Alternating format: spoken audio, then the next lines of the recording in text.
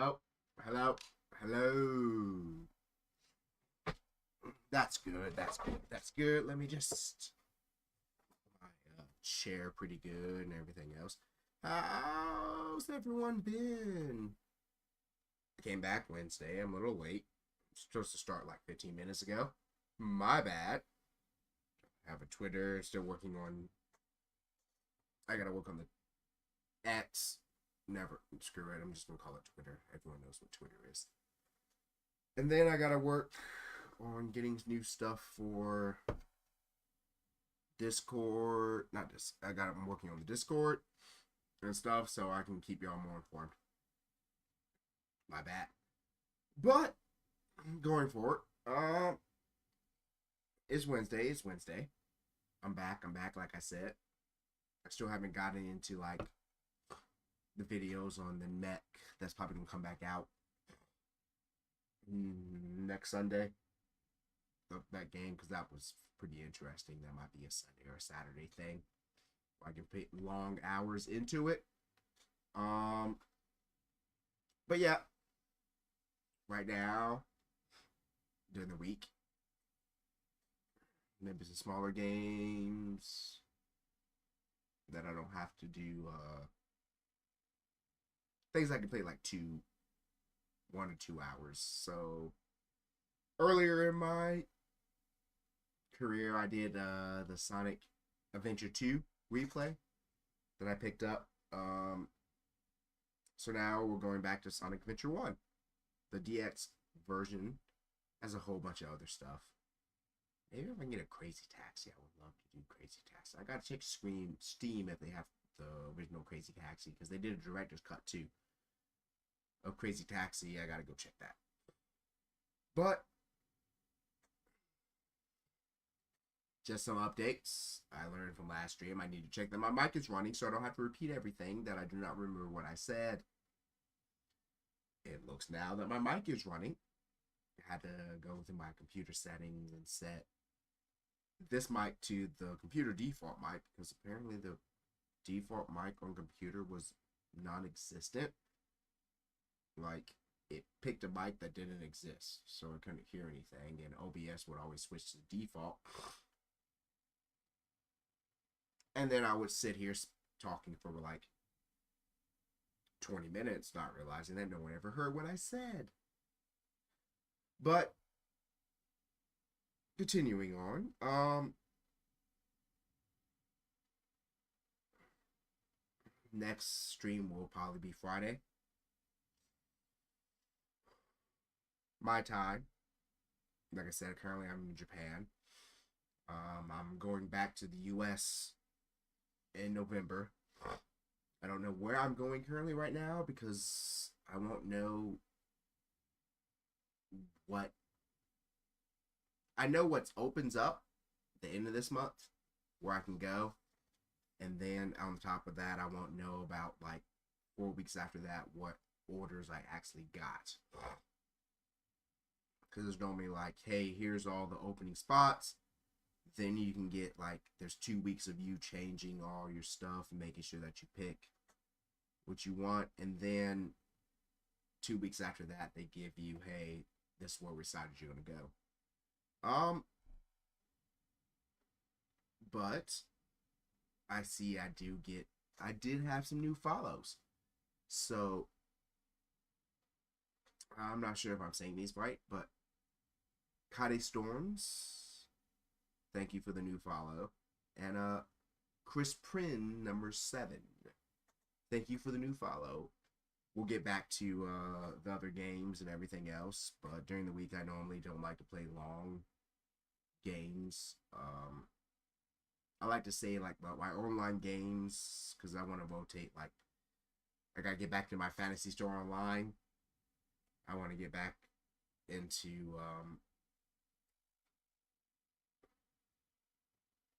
some idea for games for like the long games or my online games is like Fantasy Star Online to the new Genesis. I gotta get back in that. I need to grab my brother. Sometime probably play on Saturday and Sunday, play with my brother in this game. Cause we used to play that. The original Fantasy Star Online on our like GameCubes years ago together. I always make fun of him because he was a mage, and he made a automatic one of his default responses of it's not a dress because I would always complain like, "Hey, you in the dress over there, do some magic stuff." Um,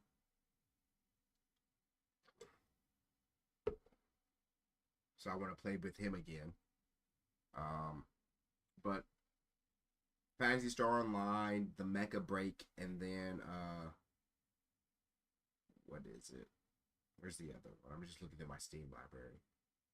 Maybe some Marvel Rivals one week, and then Syndalia, Echo of Ada. Those are probably more like my long stream weekend for my time. My weekends. So it might be. I think JST is about like. Don't quote me on this, but it's at least over like 12-hour difference for Eastern Coast.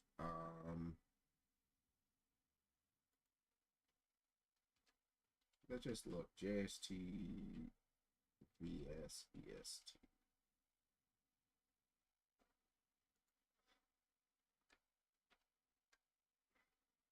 13 hours currently right now. So my 8 is like 7 a.m. in Eastern time.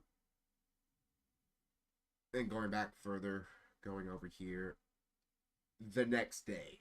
So Australia is much closer on the same day. So my most of the time. So my right now it's my Wednesday, and that means on Eastern time in the U.S. it's 8 like 30, almost 8:30 my time in JST in Japan, where it's just like 7 a.m. 7:30 EST in the U.S. Going further back to like Europe and everything else. So y'all are just coming in, and a lot of times, so I gotta build my schedule so I can make sure that y'all understand everything I'm doing on Twitter and Twitch, and I'll put all that into my schedules and buildings, but knowing the time on the weekdays, that's not like what would be your like Sunday, Monday, Tuesday, Wednesday, Thursday, or Friday in the U.S. or Monday, Tuesday, Wednesday, Thursday, Sunday, Monday, Wednesday, Tuesday, Wednesday. From Sunday to Thursday will be most of my on the streams that happen that day would be my Monday through Friday. However, they'll call back either early in the morning or late at your night. Well, most of my stuff will be early in the morning because I try to shoot like Wednesday. My Wednesday and my Mondays around 8 or 2000 for shorter streams, and then like my Monday, Wednesday, and Friday will be around 8. Well, Monday, Wednesday would be around 8. Friday might be around my 1800, which would probably be early for even Eastern Standard Time stuff. For the US, it'll change when I get back to the US, but for other places around the world. But most of my Friday, my Saturday, Sundays will be try to be more of your nighttime. Your nighttime of the previous Friday and Saturday. Just how, because I'll do it more early in the morning for my time. But that's what I'm saying. Just look out for my schedule on Twitch and X. I gotta do some more changes. I gotta buy some more stuff. To change like my icons to my new model, so that's gonna work for a little bit. So look forward to all that and everything else. I still gotta work on my backstory and everything else. I already know what I want, what my character's backstory, my model's backstory is. I just have to put it and get everything set up and everything else. But I'm still just gonna learn and stream until I can get, like, once I can become monetized on Twitch for when I have 50 followers, that's when everything's gonna fully come out. Originally the new model was only supposed to come out with that, but I opened it early. But that's about that. Updates with me. Still just chilling. I have to reprint one of my behind me I normally have like a black curtain that's two-sided. It recently broke from the 3D print that holds the rods, so I gotta reprint it. Maybe change a different orientation so it's not parallel to everything. It was holding. I have other, depending on what printer I use, I have another one. I might just switch to that for now. But besides that, this week has been going pretty good from the last time we talked to everybody. So, yeah. This might be about an hour and 30, well, 2 hour stream. Probably until it's 8:30-ish right now. Probably until 10, so I can eat something, go to sleep, and wake up for work tomorrow. Because I gotta go into work early, because this is a training day. So,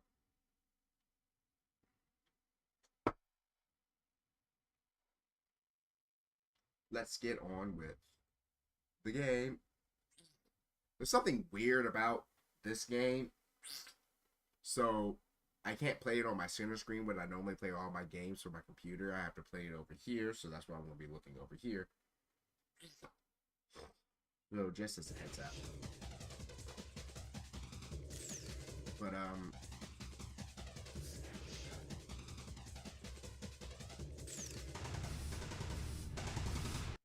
I gotta just adjust some volume right now, so it's gonna flicker in and out while I do it. I remember this game vividly during my childhood too.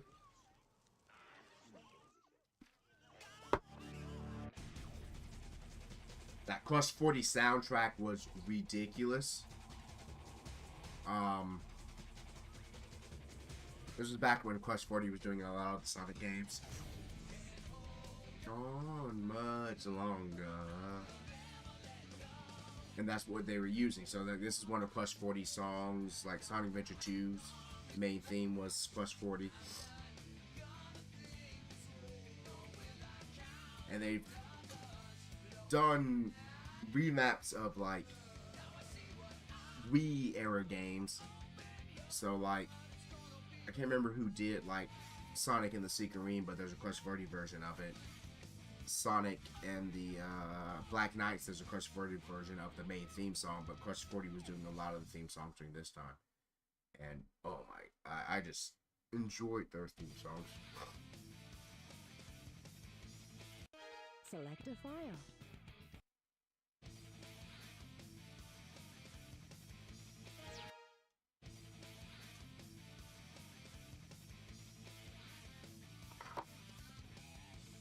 So we're gonna just go back to the adventure real quick, and let's see what's going on. Character.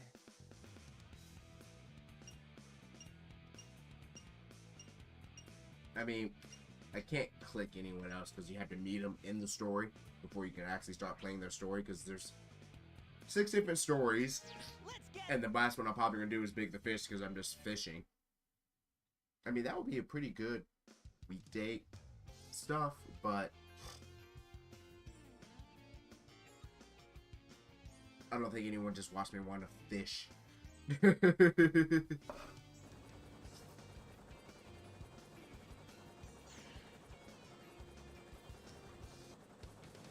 Oh yeah, these old graphics. Because this is Dreamcast era.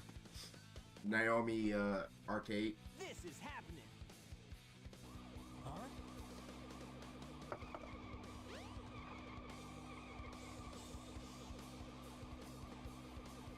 What's up?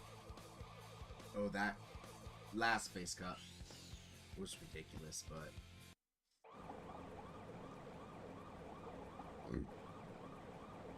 I play a lot of these old games. I just have to. You are completely surrounded. Surrender yourself.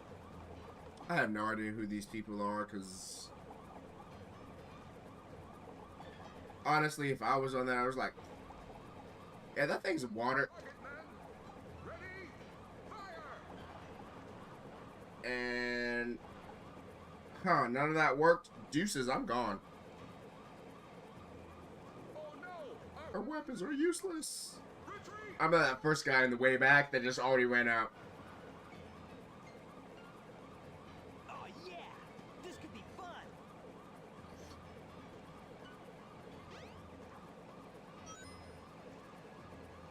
And it gives you 2 rings, I think, at the start. Yep, it does. Chaos 0. 4 lives.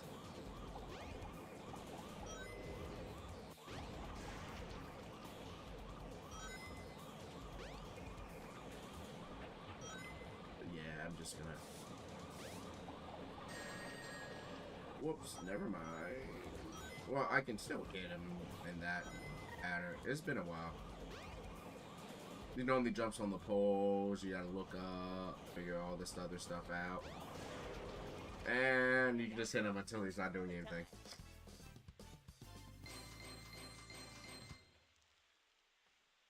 I got 5 rings.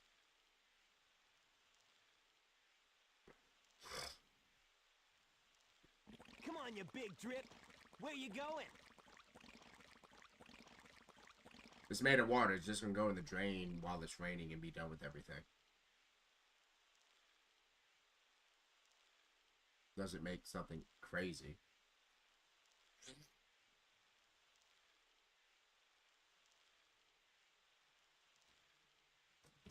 You know nothing, fool!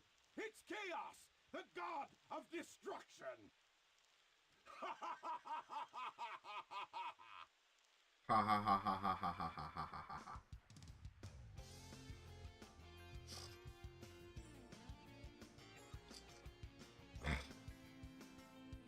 It's kind of weird because Sonic Adventure 1 and Sonic Adventure 2 both originally came out on the Dreamcast. What? Tails? The difference between Sonic Adventure 1's graphics and Sonic Adventure 2's graphics Tails? on the same system Now, what am I gonna do with you? was ridiculous. Because I think when they switched over, GameCube got Sonic Adventure 1 DX, the director's cut, and then the Sonic Adventure 2 game was Sonic Adventure 2 Battle. And they really didn't change much besides adding extra modes. But like Sonic Adventure 1 was mostly based on Naomi. I think it was like an early launch title versus Sonic Adventure 2, which was like a little later on.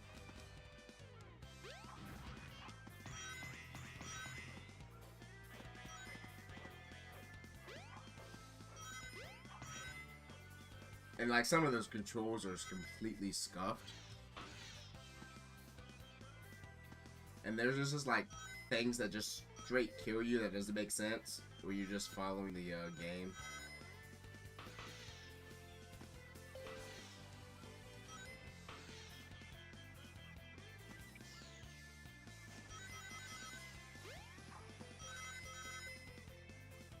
And Sonic Adventure, like that. It's pretty scuffed in this game. Like, there were just like holes in the map and other things that would just kill you if you don't follow the right path. And you just die and just fall through the map. Especially this first stage. This first stage is probably one of the most scuffed stages.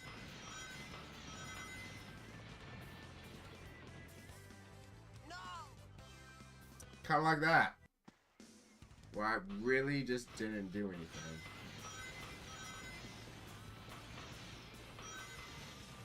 And I just died because the game just kind of walked me off the stage. This first stage is probably one of the most scuffed stages Sonic game.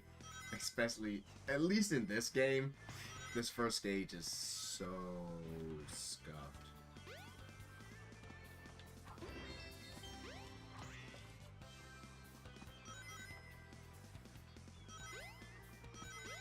Because there's just like so many holes on this stage where you just die for no reason.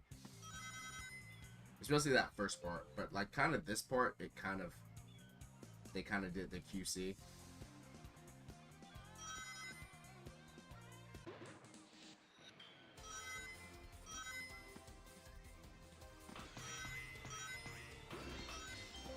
That part, here, this part is more scuffed.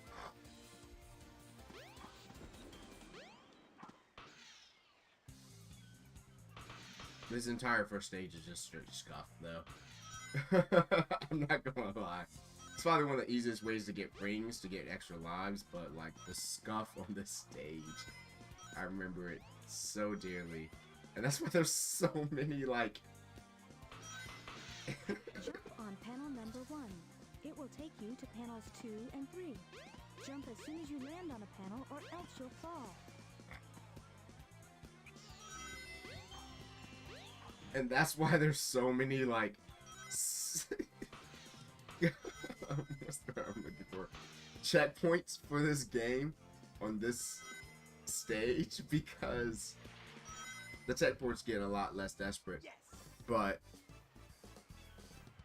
like that first stage is so scuffed that they just like screw it.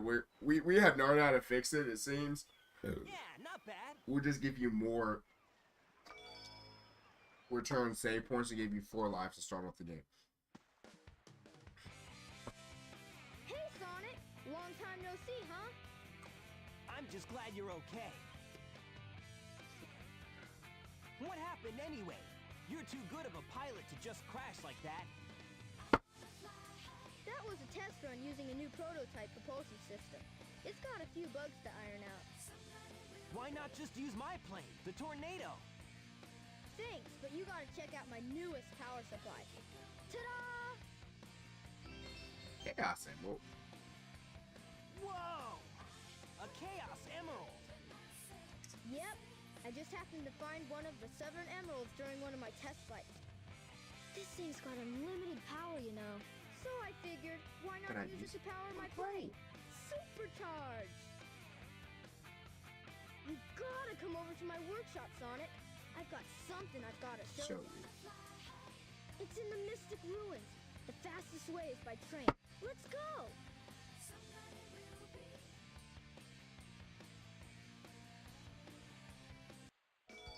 So now I can play with Tails. Tails became active.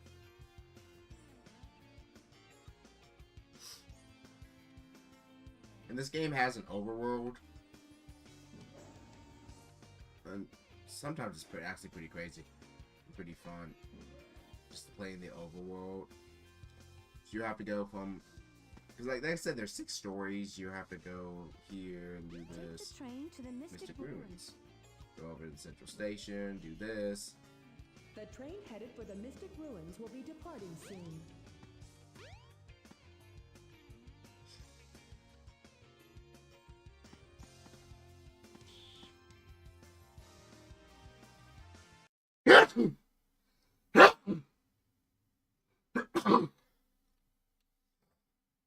Get the Mystic Ruin train. I never ran down those stairs. I just always jumped. So I'm right. There's like 3 sections that you have to do. There's a 4th. The egg, If it isn't Sonic. Look, it's a giant talking egg. Egg. Silence! I am Dr. Robotnik, the greatest scientific genius in the world. Whatever you say, Eggman. And this is like the first... I've got changing his name from Dr. Robotnik to Dr. Eggman. You're always up to no good. Now what do you want? I want all of the Chaos Emeralds. Better not interfere, or else. Or else what, you big loser? Or else I'll take them from you by force, the hard way. Bye, Eggman.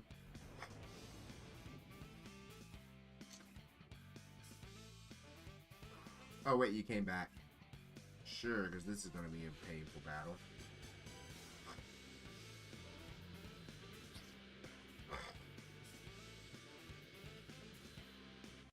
Greatest scientist in the world. I'm just going to attack directly.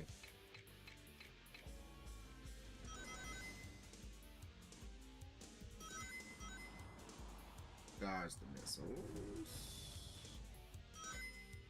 Wait for him to come down inside the area. Then do that.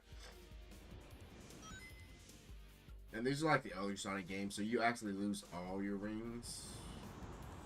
Later Sonic games, you will get like, it's either like 10. All systems, full power. Mostly the current ones, you get like Away with this. 10 or something. You want to lose all your rings in a single hit. Can't remember.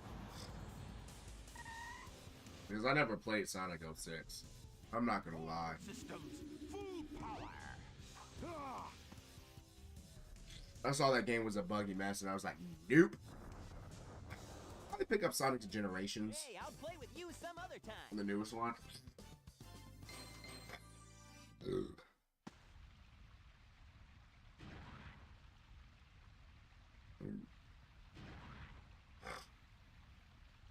Well, that wasn't so hard. Aha! Oh no!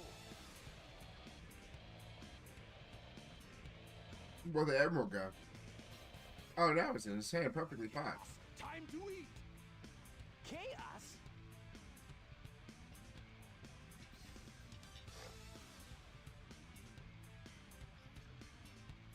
Oh no, isn't that the same monster I saw the other day?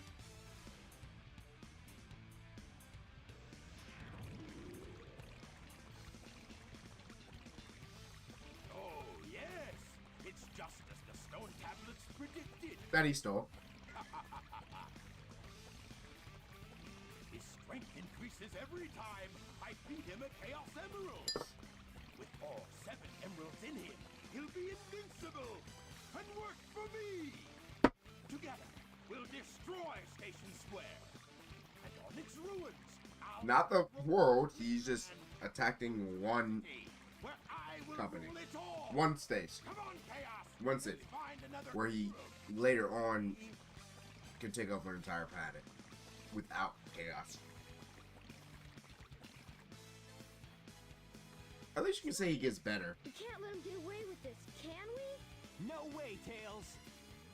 Without more emeralds, the monster can't transform. So, it's up to us to get the emeralds before Or Eggman Eggman does. does. Huh?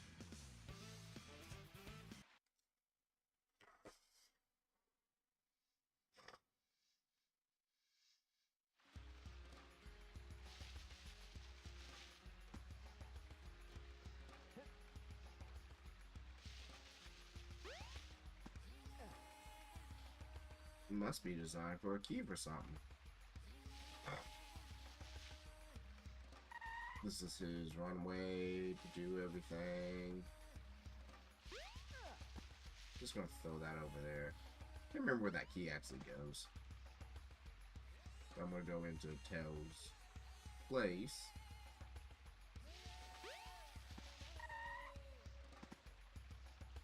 And these are kind of like the old games. I have no idea what the fuck I'm supposed to do next.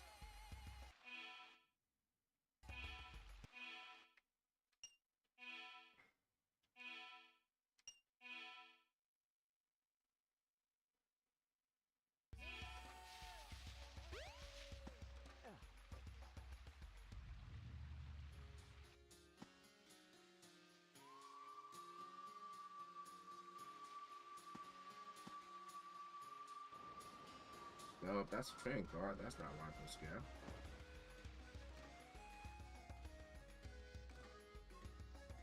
These games did not hold your hand. They did not give you anything. Tails Workshop should be around here somewhere. And that's all you kind of got? Go to Tails Workshop. Okay.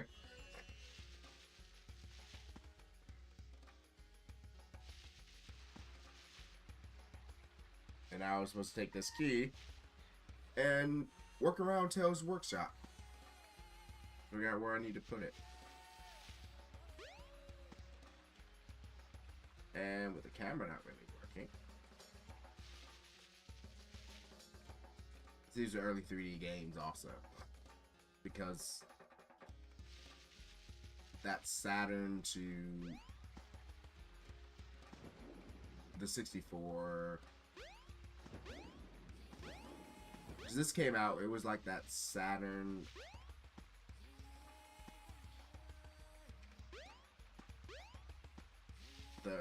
This came out in like the right time when there was that transition to 3D games.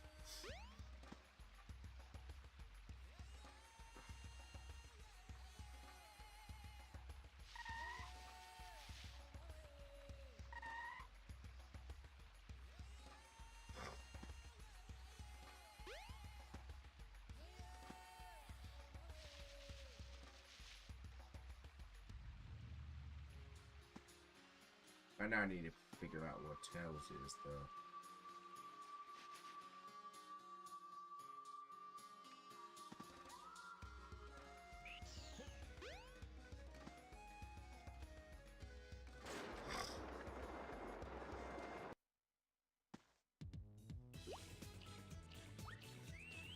And this is one of the Chow parties.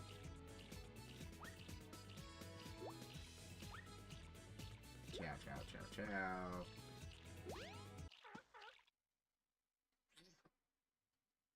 The train headed for Station Square will be departing soon.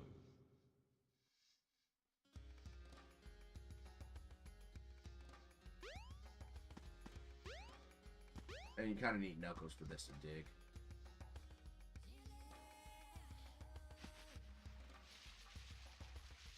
And that's kind of all the stuff you got. You have to go. So I have no idea what I'm supposed to be doing right now, so I'm just gonna go to Station Square and see if the story continues. I don't remember. Not gonna lie, not at all. How to play this game, or how the story is built on this game. Because, like, the first part of Sonic's story is just meeting everybody.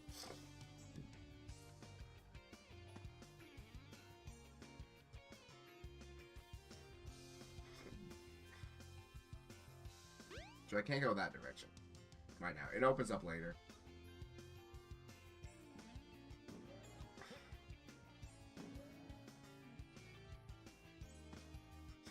And I'm not gonna open a step-by-step The guide. train headed for the Mystic Ruins will be departing soon.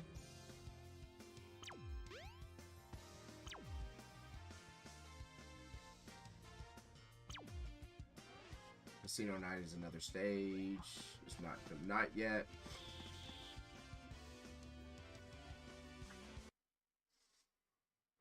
So I think I need to go to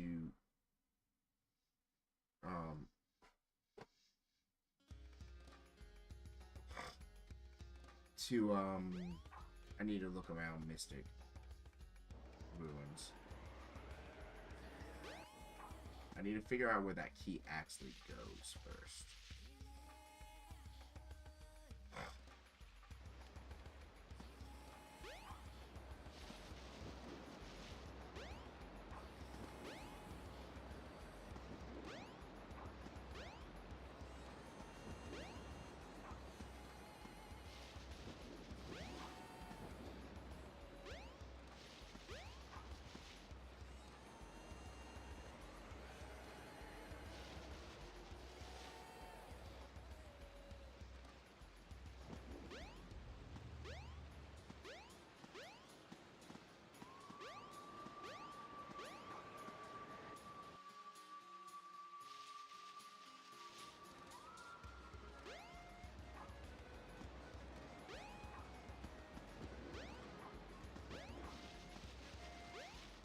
Let me check my control settings.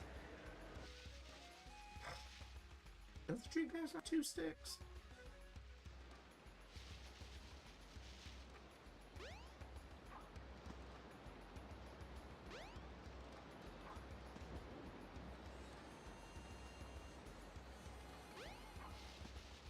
I don't think it did. My camera's controlled by left and right triggers.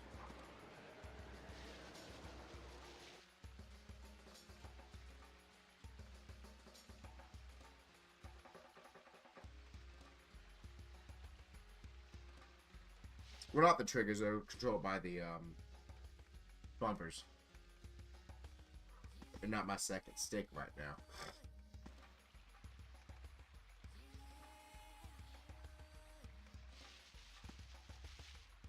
I mean, I do have a Dreamcast controller I can just go look at, but...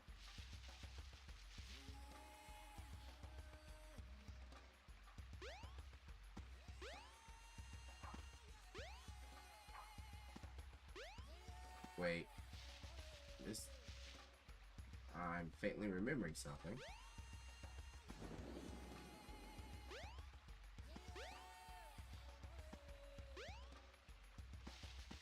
Is the key supposed to go on top of Tails' house?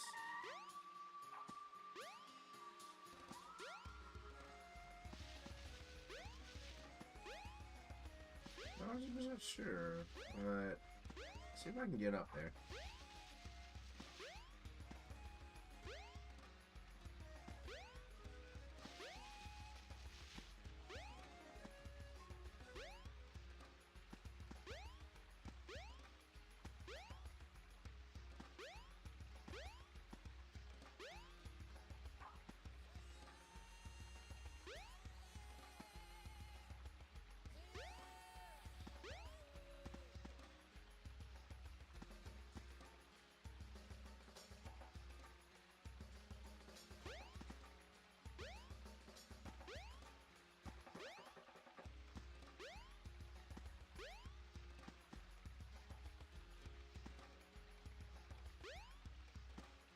Let's go there, but it doesn't look like it does.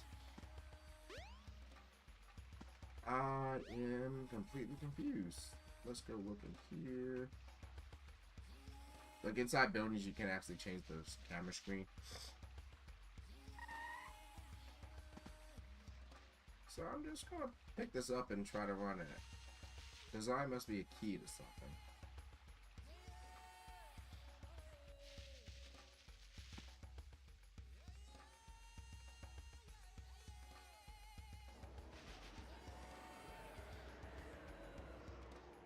Oh, there it goes. Drop this here, a key is floating, and it's gonna go into the lot.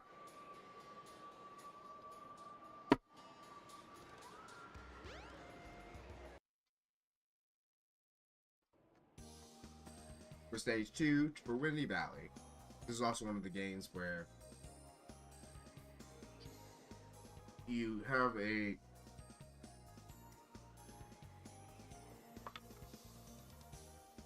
you still have a time limit in this game, if I remember correctly.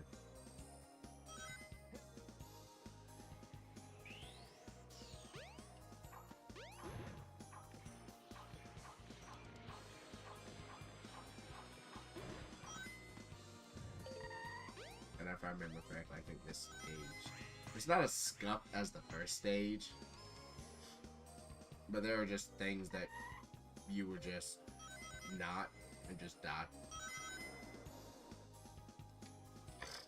Like that. The wind is making an invisible path. Don't be afraid. Go through the gate. If you don't keep running.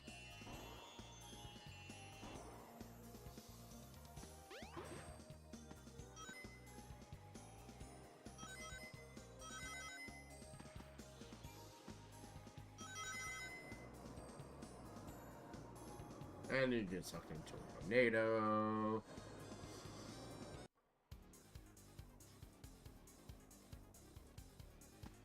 straight up. You should be able to get out of the tornado. Jump on panel number 1.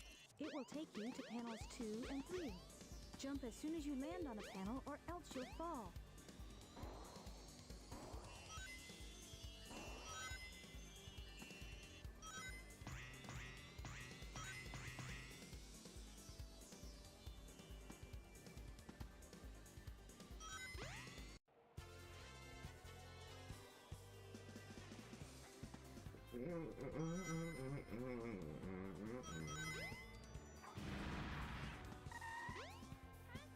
That's a, if I remember correctly, that's Sonic 3D Blasts.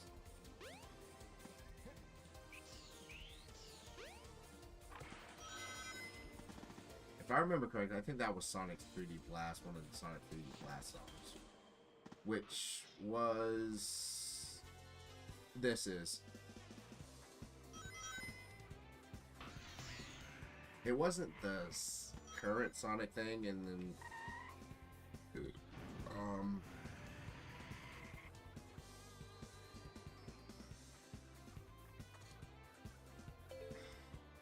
The Sonic 3D Blast was on the Genesis, and they had like Sonic CD, which was on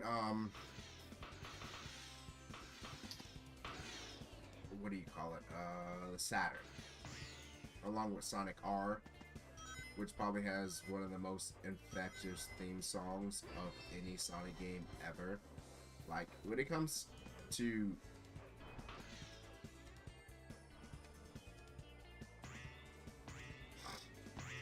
the best Sonic soundtracks, I think Sonic R has the best Sonic soundtrack. It's a small soundtrack, but like every single song is infectious and burns yourself into the brain. Now, like if you want longer Sonic soundtracks, there's like Sonic 2 and Sonic Lone Adventure have some pretty good soundtracks. But like, if you pick this soundtrack and you don't focus on how long it is or whatever, and you just focus on just... Yes! There's like 7 songs in Sonic Adventure, in Sonic R. Maybe about like 9, 10, but like every single song is a Yeah, banger. not bad. And there's no denying it. The train headed for Station Square will be departing soon. And that's why I think just leaving it into what the songs were, Sonic R pop, it has the best Sonic soundtrack. Now,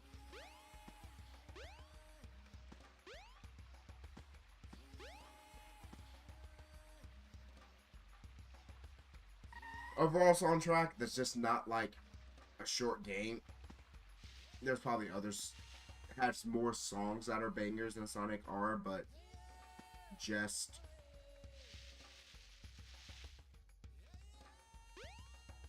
Go to Station Square. You may find something. and that's basically your hints. But in this game, but like Sonic R, Sonic Racing, the original on, I believe it was Saturn, has the most complete soundtrack. Like, out of if we moved everything to percentage, none of the songs were wasted. Like, all the songs that are in that game are absolutely, like, maybe one of them doesn't, and that's maybe like the menu song, but like all of them are just absolute. Look somewhere in the city where you can go down into the sewer. For Sonic R, and I need to see if I could play some Sonic R on stream. I would love to play some Sonic R on stream. I gotta see if it's something I can buy right now, but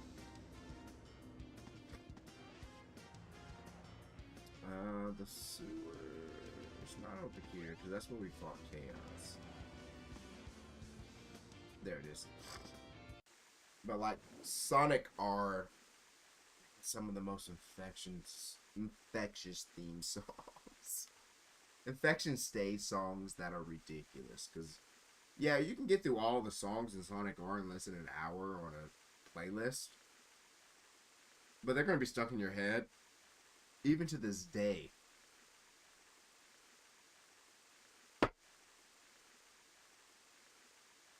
Because I played a lot of it with my brother on like one of the GameCube discs.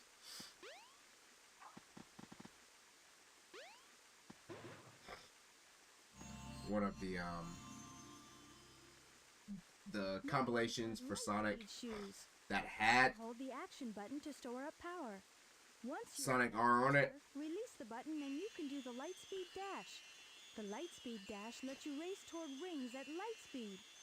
And even to this day, I can just go mess with my brother and go like, "Can you feel the sunshine?" And he's just going like, "Fuck you," because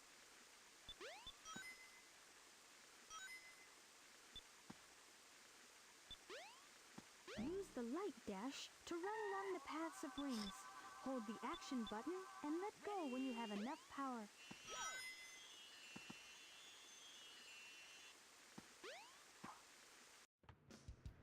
because those songs are so catchy for Sonic R. Now, that's probably my number one. My number two is most of Sonic games that had a great soundtrack is probably Sonic Adventure 2.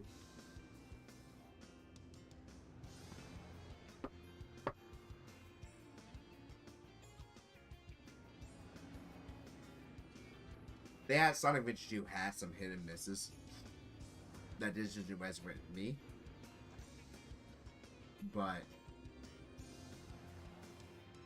when it comes to overall, well, not overall, like I said before, Sonic Adventure, Sonic R has the best overall soundtrack, but Sonic Adventure 2 has.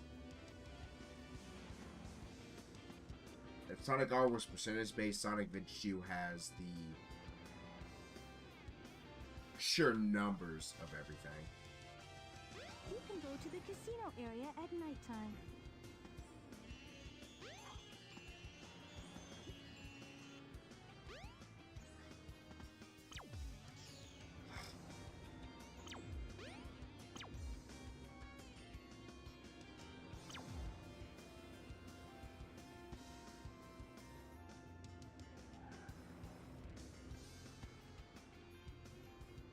And now I just gotta remember where the casino area is. But that's kind of how I feel. Like, number one, Sonic soundtrack by percentage is Sonic R. Hands down for me. By sheer number of songs is Sonic Adventure 2. But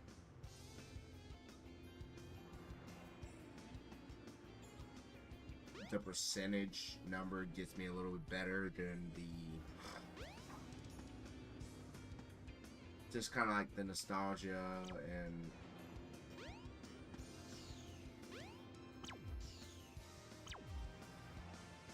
I don't have an ID card. Where is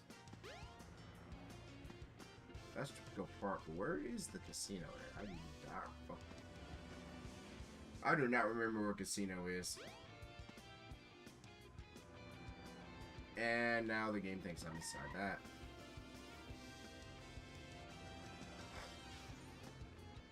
This was Twinkle Park was the casino area, but I think I need Amy to find Twinkle Park.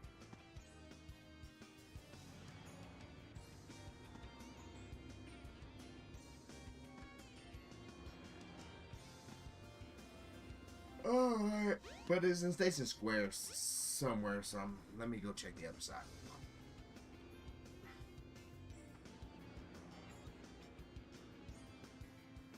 Is everything working still? Yeah. My computer did something crazy. How did I come back out here? I went that direction. Seriously?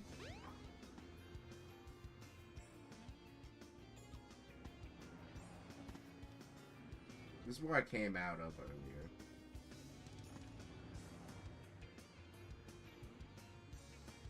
That's that. Where is the casino in this game? That's the burger shop. You can't really talk to anyone in this game because they're just like characters. But I had to get the shoes for a reason.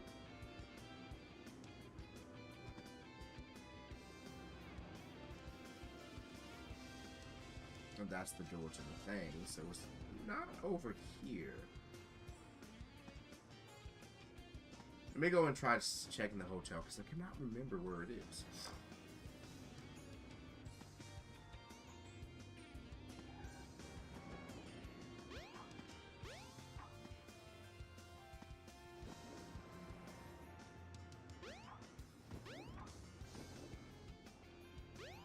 And that opens up later.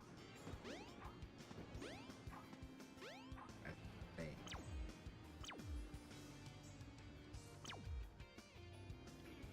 But Twinkle Park isn't open yet. So, the only place I can go is, let's go in here into the hotel.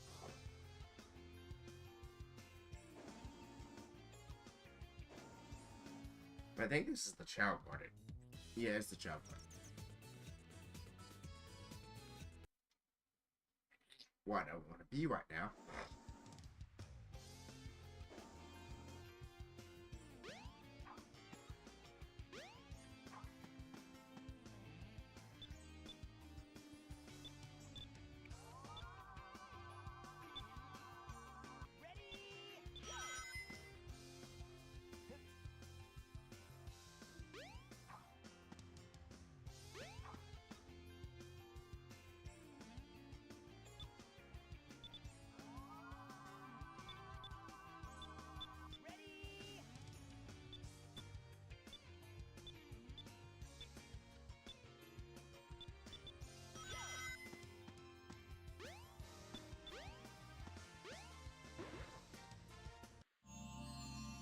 Saving. Mystic Melody, I believe. This is the Crystal Ring. This reduces the time needed to store power for the Lightspeed Dash. Or not what I was looking for.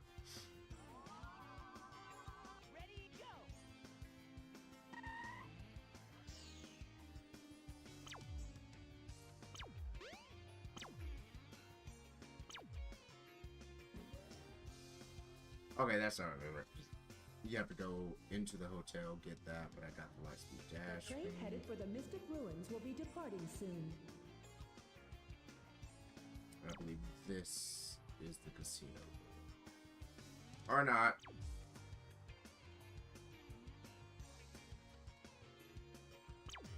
That one's closed, but...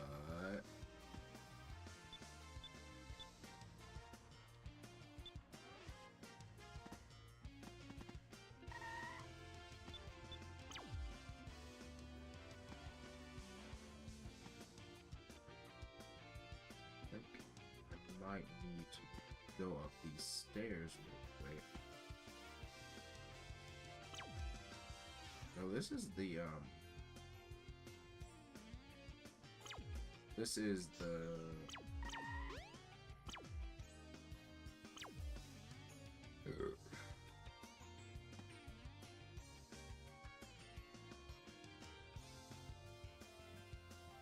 Something I do need to do here, I just don't remember this.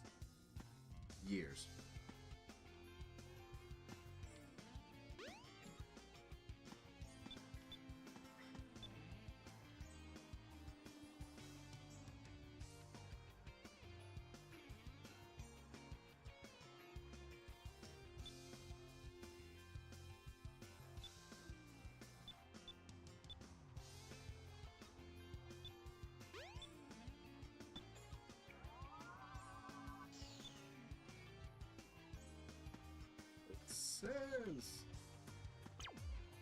Alright, let's see with this. Casino and Opera is open. The only way in is currently closed. Oh.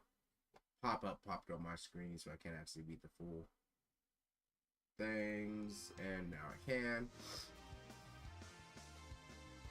Only way closed is only way in is closed right now.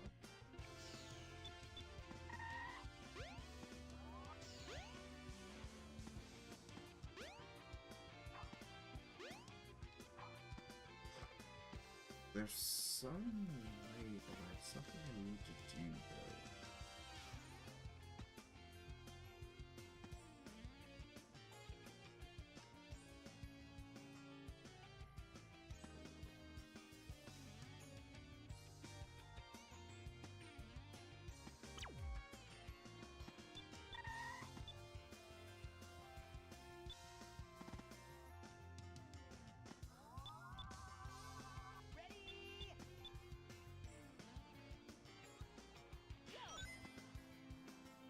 That's what I'm looking for. There we go. That's what I was looking for. So know how to do with that.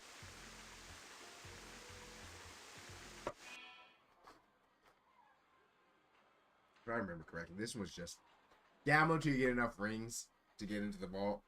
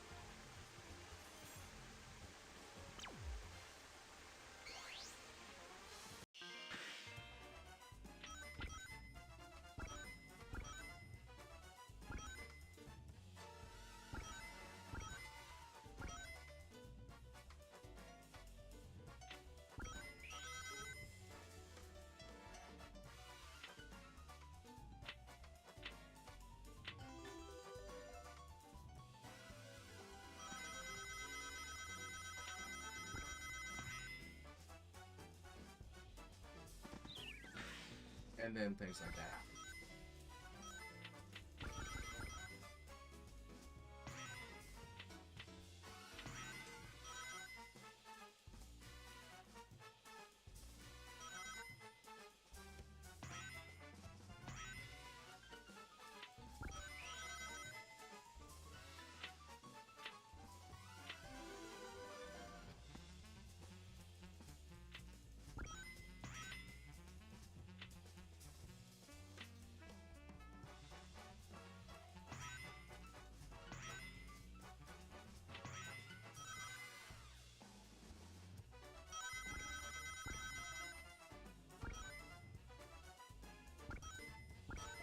Need to get to 100. There we go. That's 100.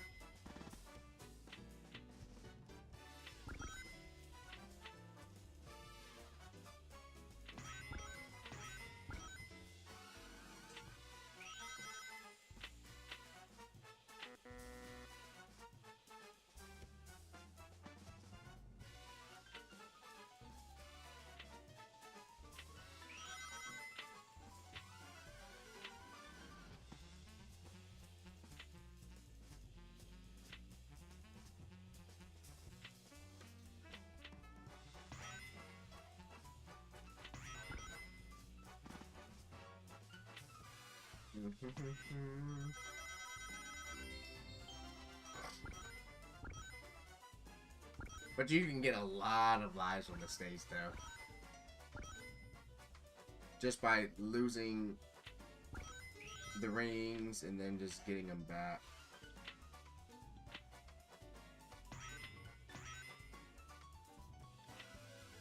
It's not based on you. It's on this game. It's kind of like just hitting 100. There you go. There's Dose.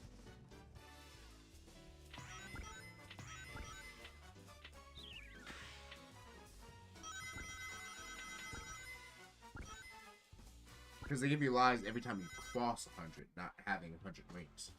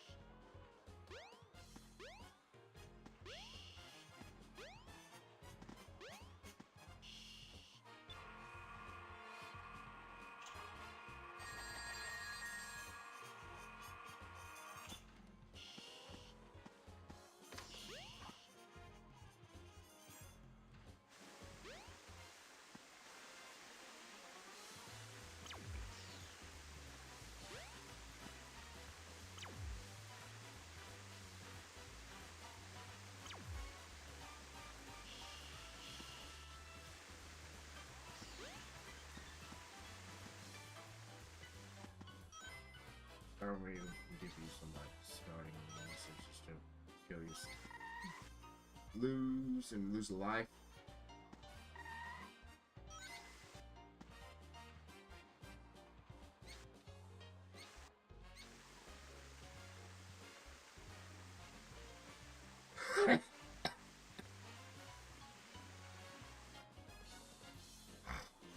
And it's to let you out and do some other things.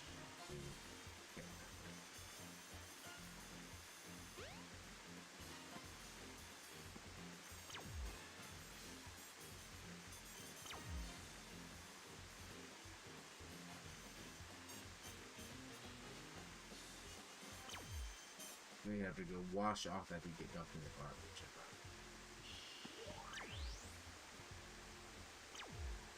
That's pinball.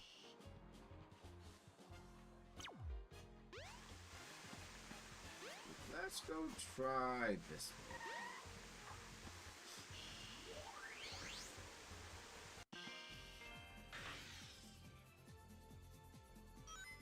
Oh, looks like all of them go pinball.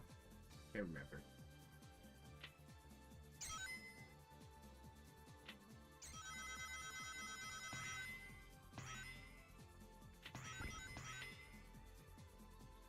And then things like that happen.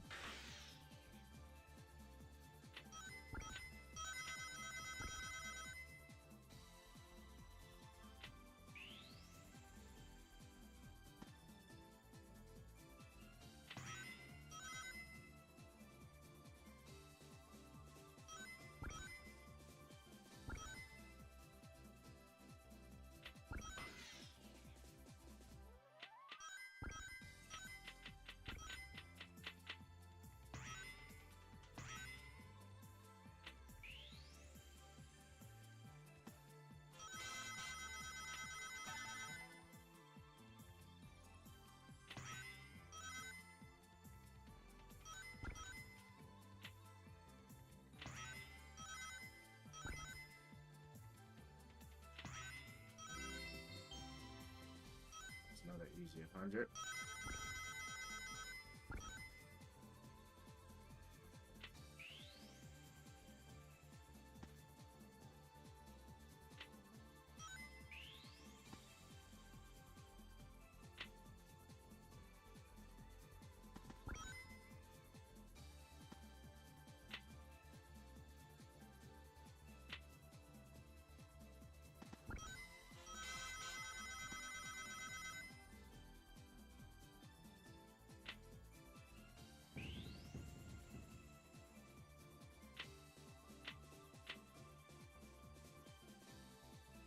The Knights, yeah, coming back, but this is probably where the best.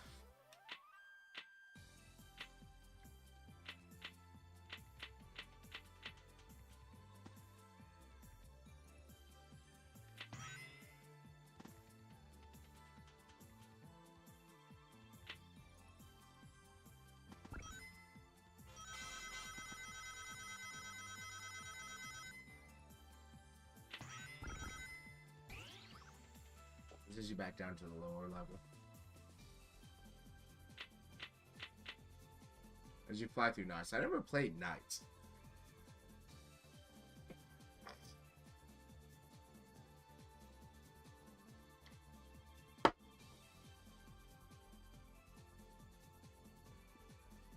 Maybe it's something I'll play later. But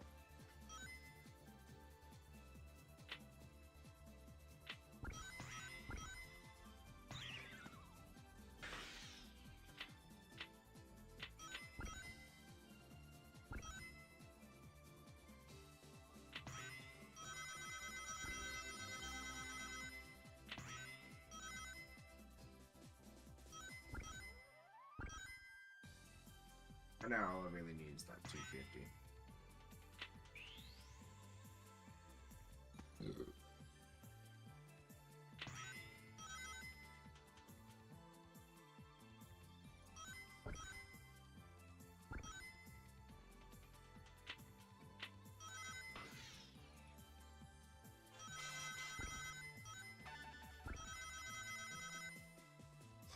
That's all I needed.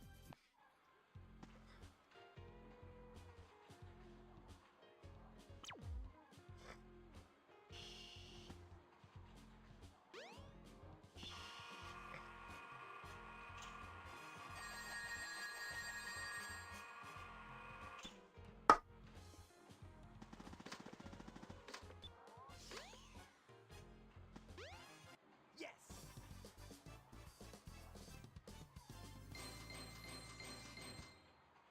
Yeah, not bad.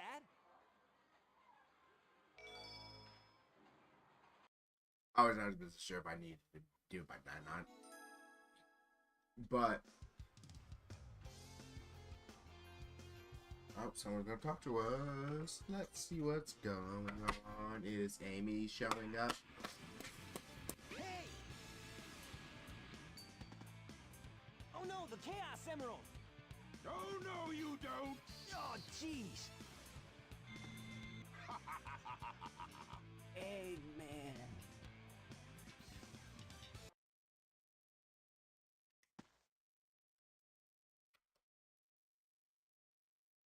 We should have another one to power the man. timer. What happened to that emerald we just had? I guess Eggman's got one of them. But the other one's safe. That guy must be desperate. That means his 2 to our 1, and that's not good. Come on, Sonic! We need to get busy!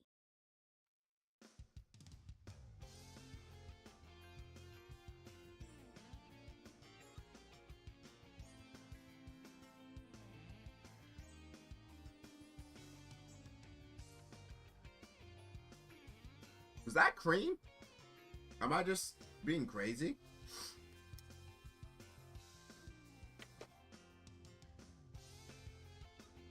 I know Big's in this game, but I don't... Is that new? The train headed for the Mystic Ruins will be departing soon.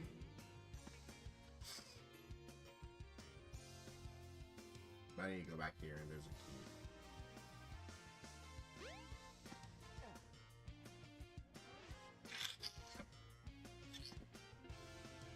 Yeah. Pick it up, taking Mr. Ruins. But what's up,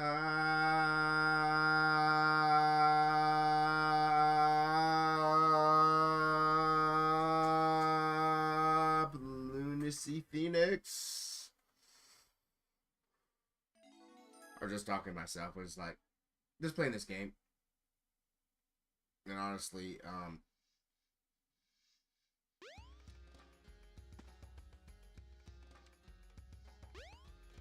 was that Cream? Did they put that into the Steam release? Because I'm going to have to go back through. Oh my. Jump, Sonic. Jump. Seriously, thank you.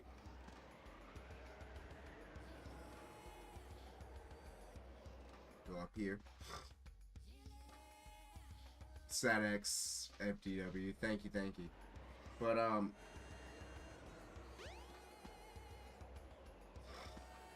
don't know if that was that Cream in the stream, like in the game, because I I don't even have to think. Was Cream even a character in the Sonic universe when the first game first came out?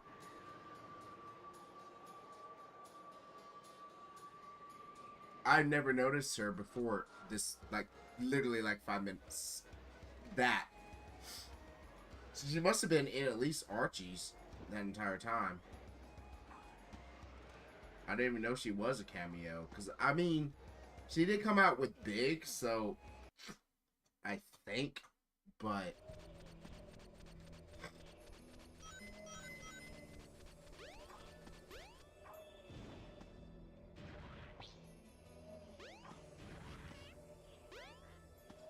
I did not know she was a cameo in XD until, like, literally that I just saw her. Because I...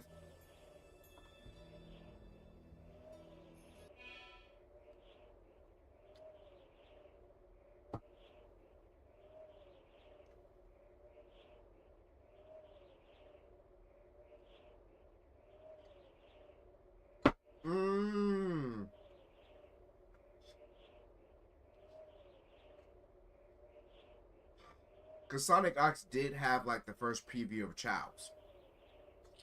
And Cream was always linked with her Chow. So that would make sense because the first mention of Chow's was Sonic Adventure. So they put her into Sonic Adventure before she actually made a debut. Where people can come back in DX, because the original Sonic Adventure, I don't believe she was in it. The DX was released around the time Sonic X was for the GameCube. Okay. Time frame does make sense.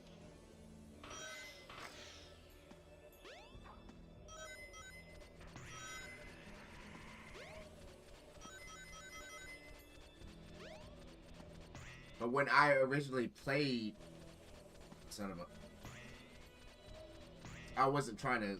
When I originally played Sonic DX on my GameCube, I wasn't... I played it early, so I wasn't looking for her.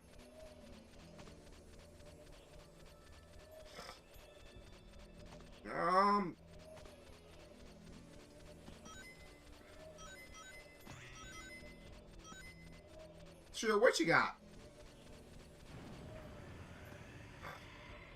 What do you got for the new, what do you got for techniques? Because, like, I'm just picking this game up for the first time, and honestly...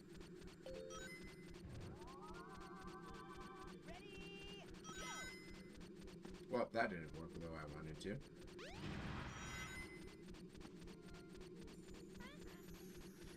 Right now I'm just playing with, like, a Xbox PC controller.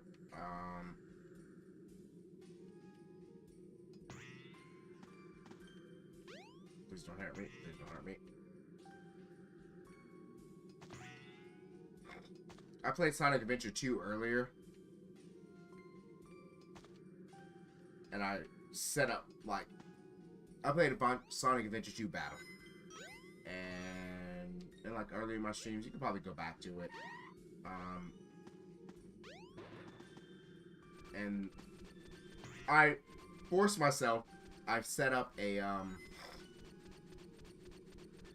system so I can play with the game controller.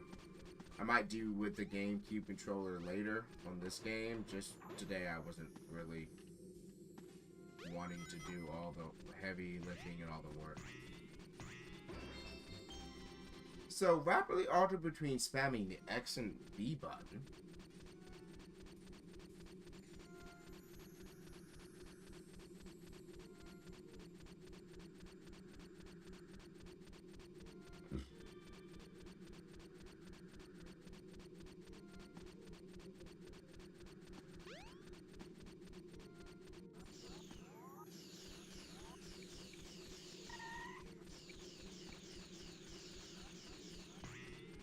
So it's supposed to be like something like that?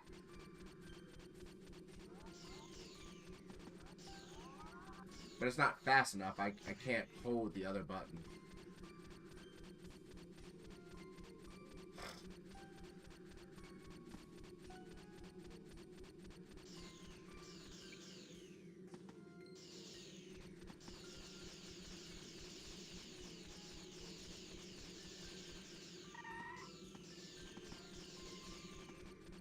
Maybe even faster.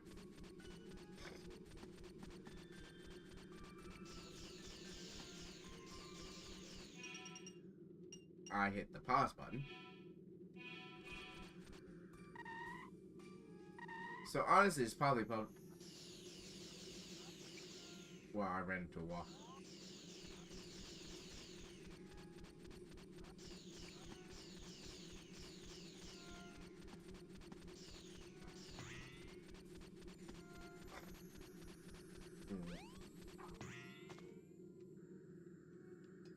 I think I see what it should look like when I do it. And it should be more of a kind of just straight up. I can see it. I think I...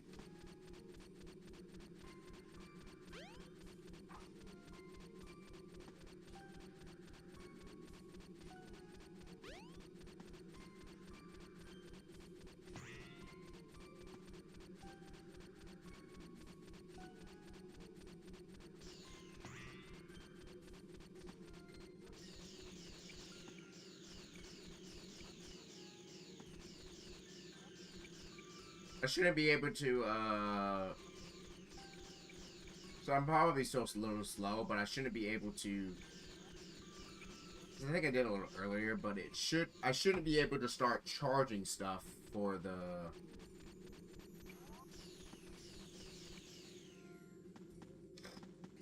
I think it's probably something like...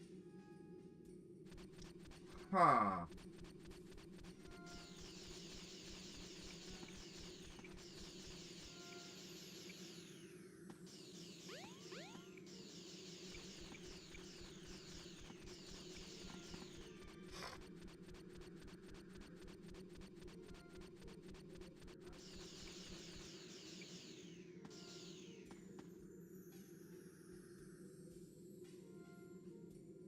One sec. Give me a sec.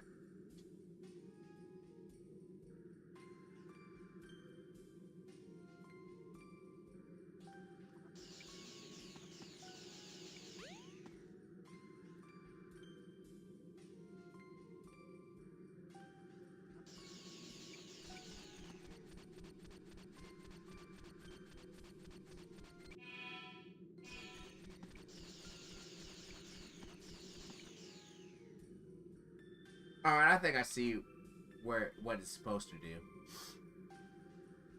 And now my computer's being a butt.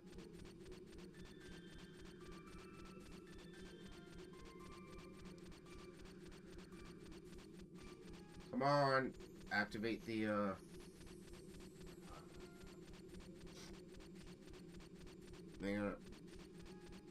come back, please. Computer.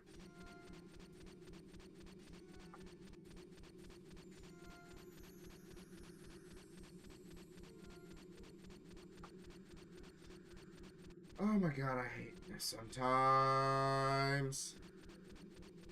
Well, it's not really dead. The computer lost one of my screens. The screen I was playing the game on. Because I, like, hit a cord. And now my computer is like, I don't know what to do. But the cord's still plugged into... Yeah, the computer's plugged into one of my other screens. I have a 3-screen setup. And I want it to...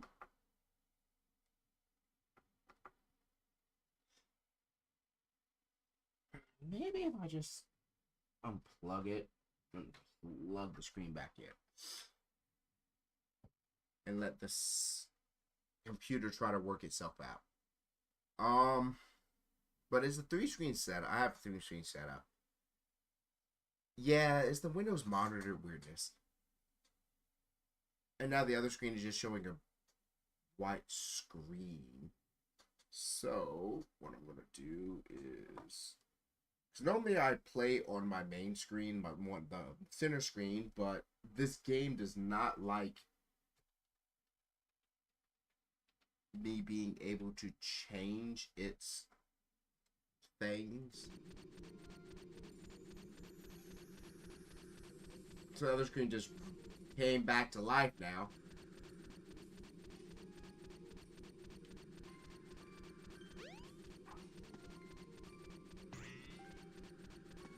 I want to try to get the screen back to... I want to try to do it myself. I think I see what is supposed to happen. But... I'm not sure how... It's more of... What's the use? I want to see... Because it looks to me that it's just going to let you just skip and speed run and just... literally move faster than anything that you're supposed to be able to move in the game for stages.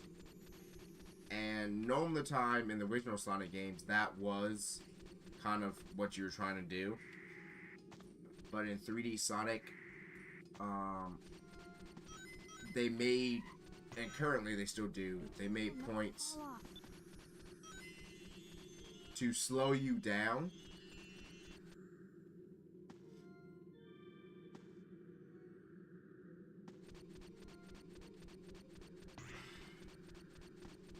So I am interested in seeing, can you,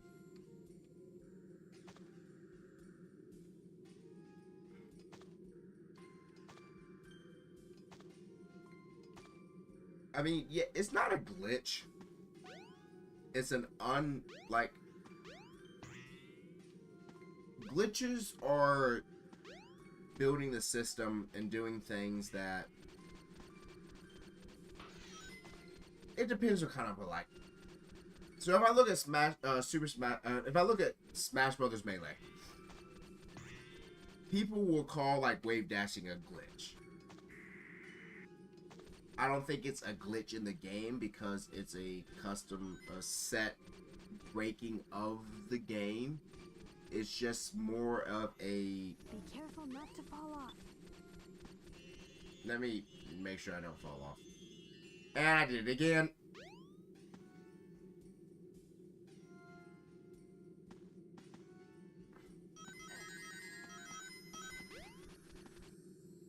So, like, there are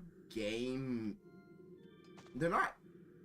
So a lot of people will understand that glitches are more like things that the game designers didn't plan to happen.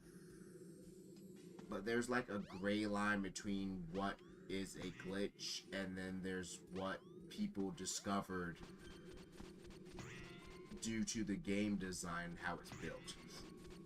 So I don't think, like, especially like if we look at wave dashing, it wasn't in the designers. Yeah, I'll definitely look at it. Thank you. It wasn't in the designers of the game or Sakurai's, because that's where everyone equates to Smash Brothers. Careful not to fall off. Wave dashing wasn't his attention, but because the way everything was built it became a thing, just how they built the game. So there's the normal play that people want to do it, there's exploitations of the system, then there's glitches. So I think this is more of an exploitation of the system, not really a glitch.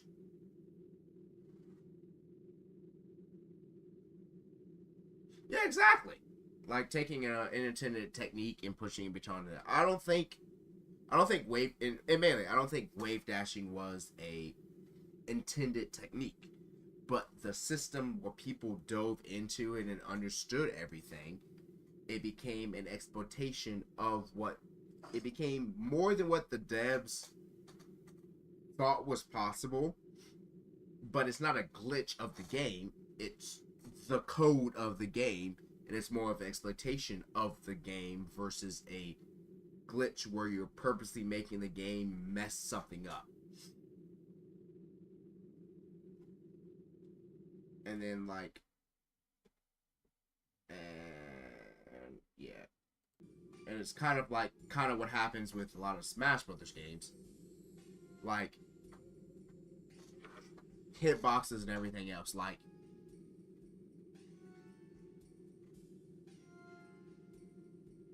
yeah, kind of like that. You when people understand the game mechanics and how the game is coded and built, they will find holes and everything else. That's kind of what happened with, like, it wasn't like, I'm just using Smash Brothers, like chain grabs and Brawl, or like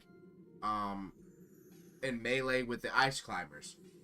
It wasn't something that the developers decided or thought. It was just leftover. It was basically leftover code that people found and exploited to their things, like COD, canceling animations because that's how the code was designed, is more of an exploitation of the code outside of the original developers' idea, but they left it in the game, and they didn't get the people right to test it, and they published it. You can't be mad when people go like, hey, well, sure, it's kind of why people got mad at, what was it? Hungrybox, when he used Jigglypuff to just destroy the Melee meta for a few years, because he understood that, yeah, well,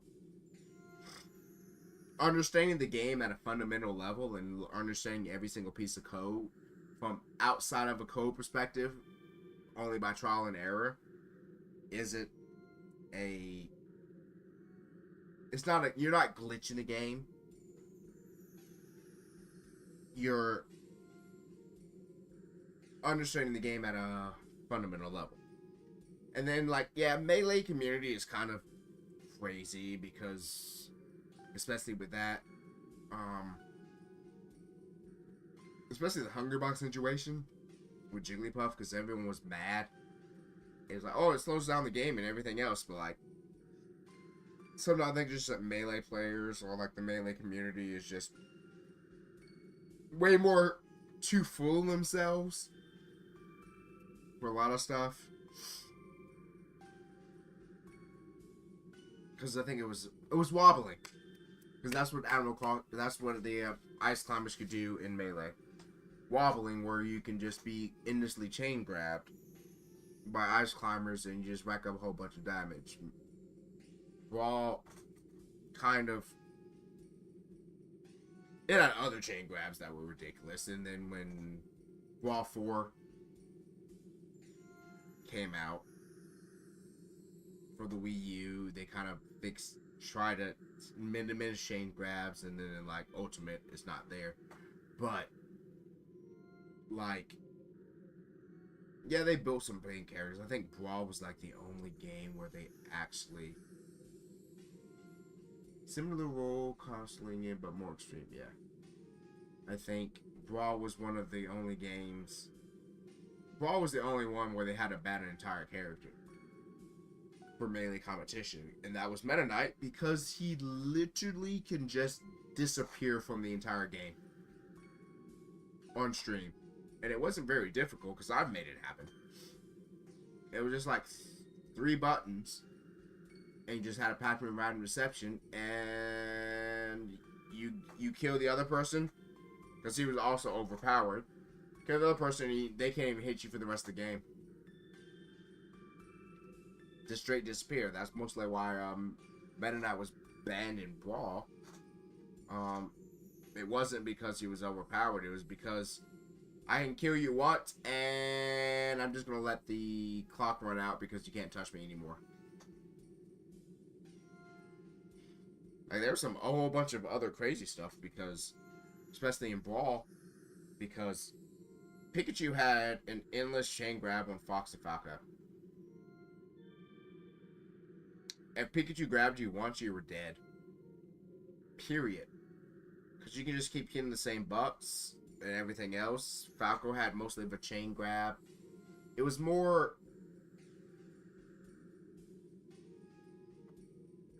Found VOD? Of which? Like, I can go find some VODs of, like, Pikachu's endless chain grab of Fox and Falco, because I've done it in competitions in the past. Well, I only did it, like, once. I've learned, like, Fox's, like, Falco had, like... Falco can chain grab everyone.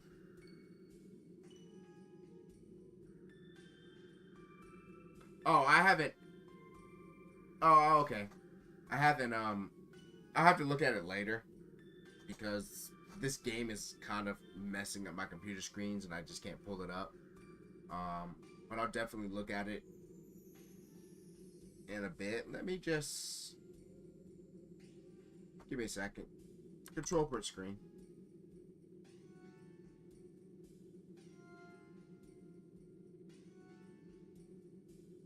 Or I can just hit print screen. Just gonna flick everything else. Let me go to clip. Snipping tool.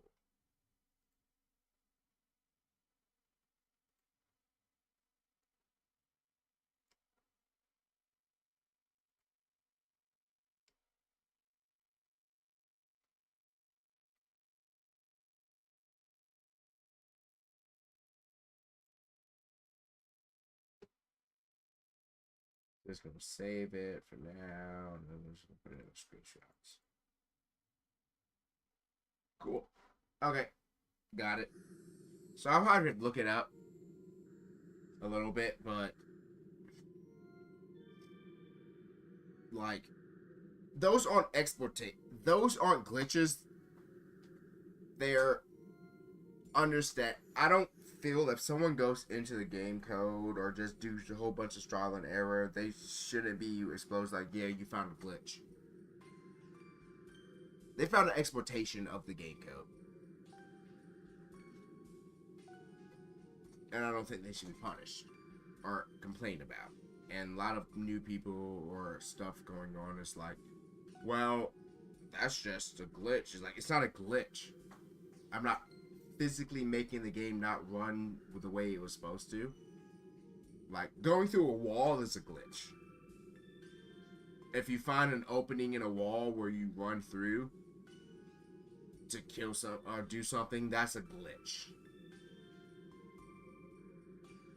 Understanding the mechanics of the game to reload faster or do anything else, that's more of exploitation. Seriously. Like, it's not a competitive...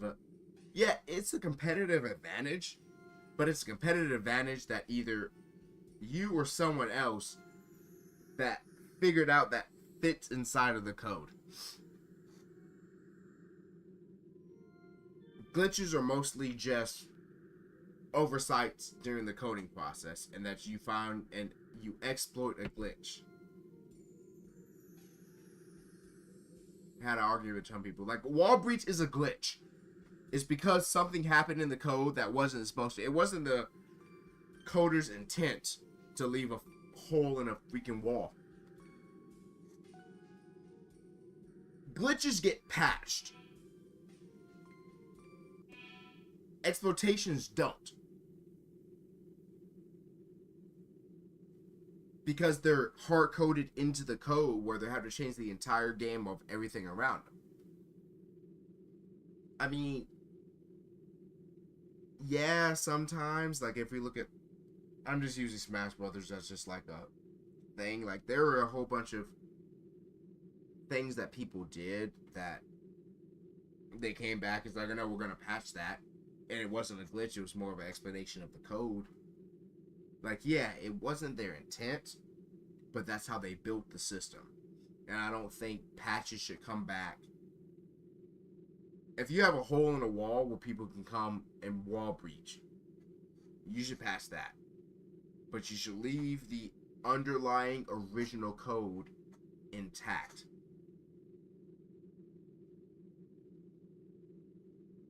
For the most part.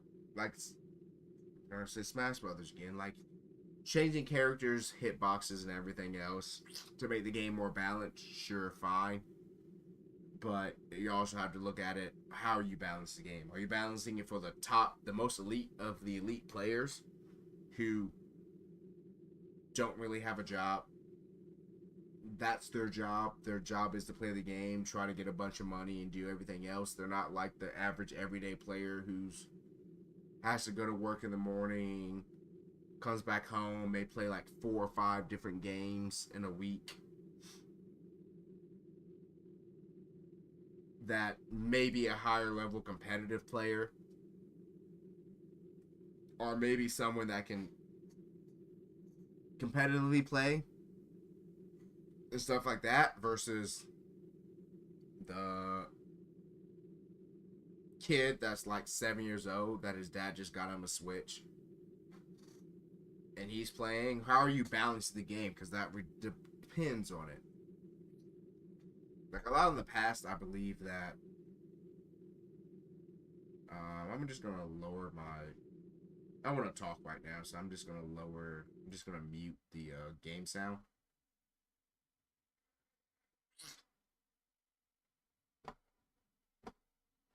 Give me one sec.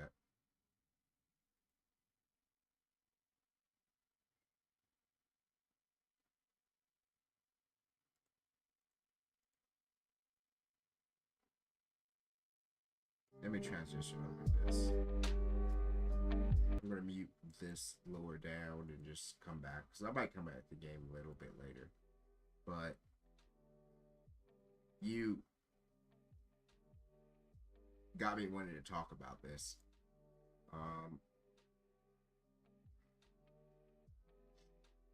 But yeah, like, I might not come back to the game later. We'll probably come back to the game, finish that stage, and come back and finish the stream. But like, seriously, because I used to make Splatoon. I played Splatoon 2.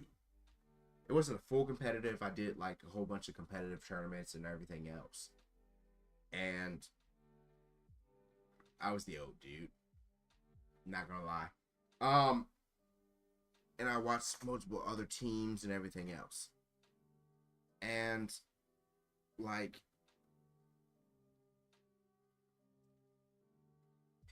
it felt like Nintendo was using the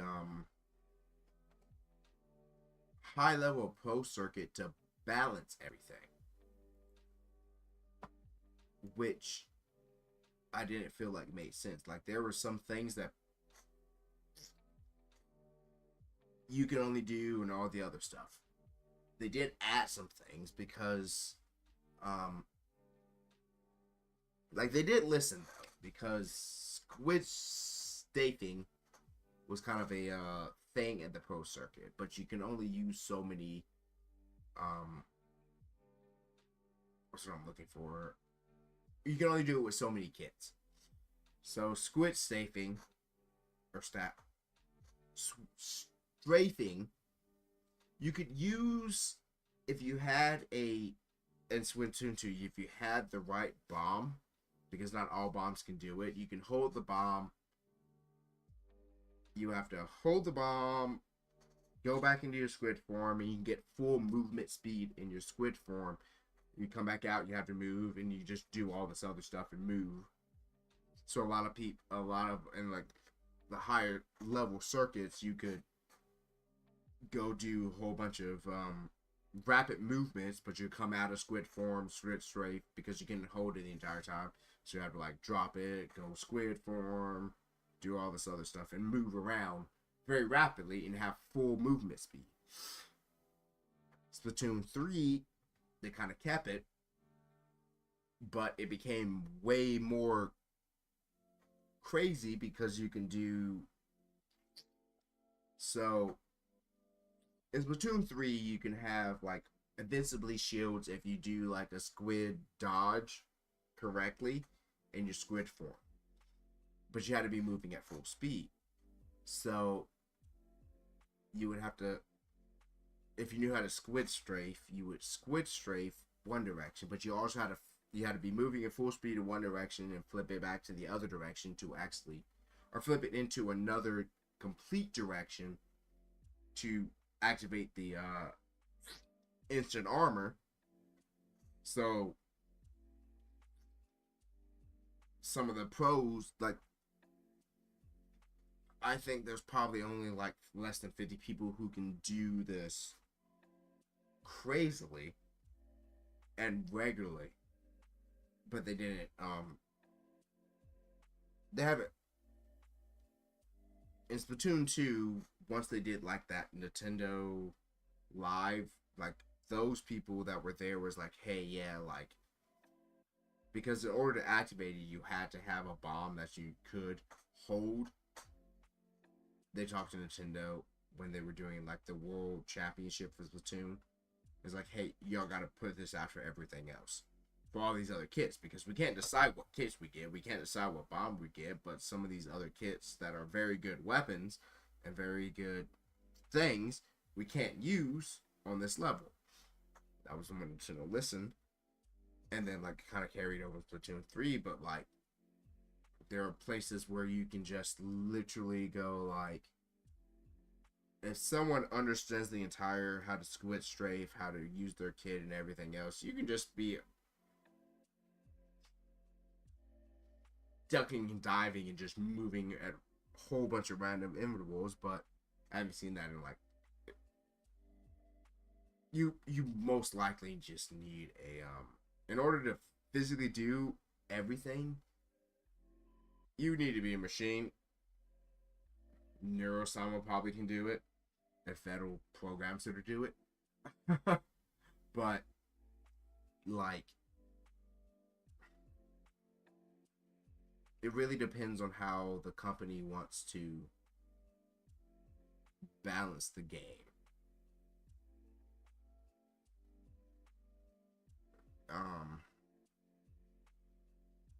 What was I starting off at? But my main thing is,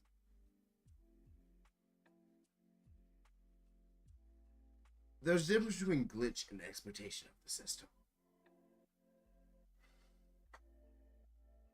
Glitches require the program to fail in its main intended purpose. Exploitations come from people digging in, learning, and understanding everything goes. Glitches are just, I just walked to a wall and now I'm on the other side of the wall. You didn't have to search, you didn't have to try, you didn't have to figure anything out. It's just, hey, there's a hole in the wall right now. Exploitations require a lot of research, a lot of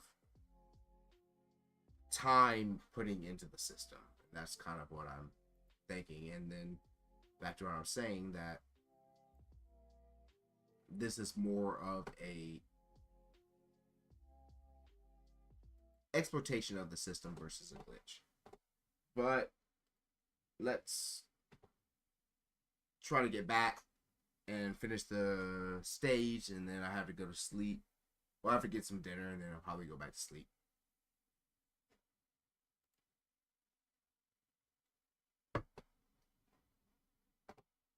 I just need to do some stuff. But yeah, I thank you for listening to me for this way out here conversation. But I'm not gonna lie, I'm just gonna say what I want to say. So I'll probably work on what you told me and watch the speed one a little bit later. Probably when I'm finally go to sleep. But let's finish this stage, and then I'll probably be back next.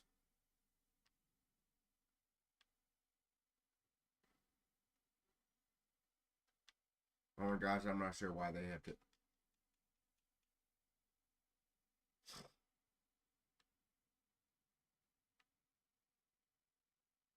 But yeah, I might. Like, I'm probably gonna play this game probably next So it's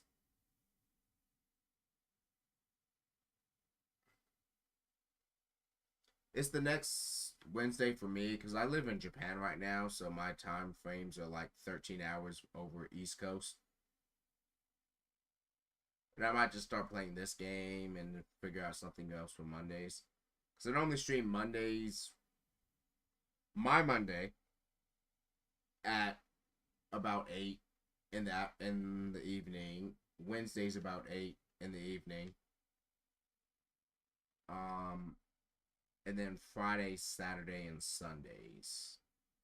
I normally use like Saturday and Sundays to be. That's when I play like my. I play Saturday and Sundays. I play longer games, and most of those games are more like. My online games like Phantasy Star Online.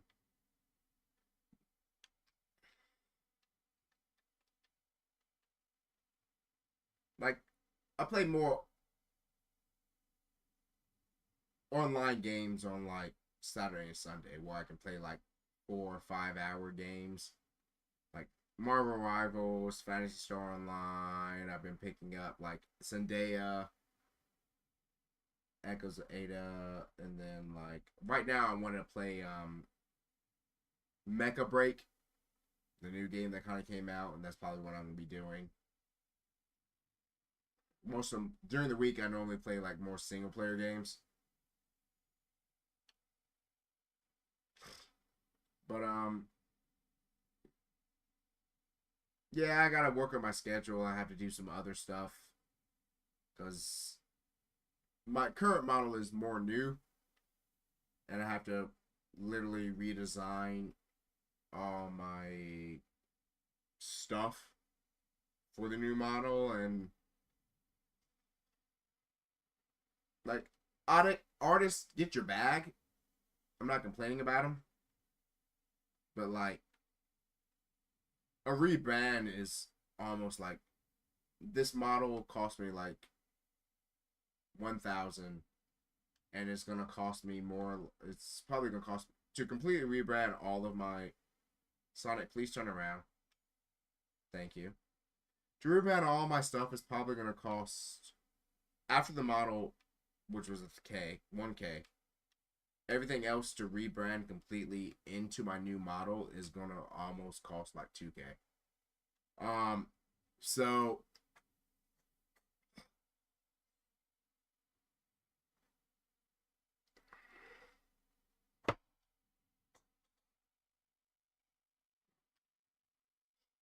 getting into VTubing isn't cheap. Having a model, but I like my model. I like the person that made it, and I enjoy everything. Am I going the wrong direction? I think I'm going the wrong direction.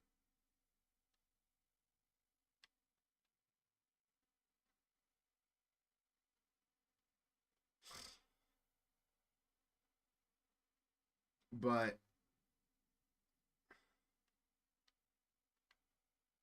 where the heck am I supposed to go?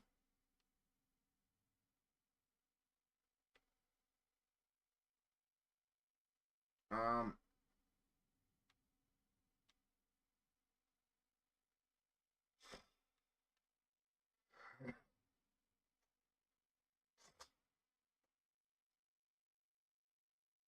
Well, it depends on kind of what VTuber you want to be.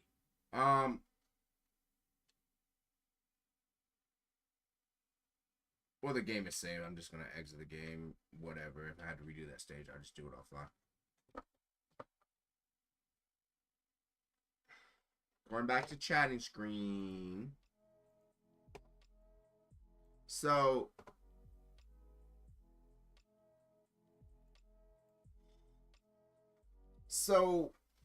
it depends on what VTuber you're looking at. So a lot of VTubers are now doing 3D.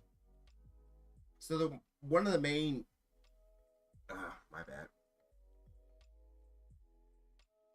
VTubing kind of starting with the 2D live. Which was used in like Ponyo back in the day.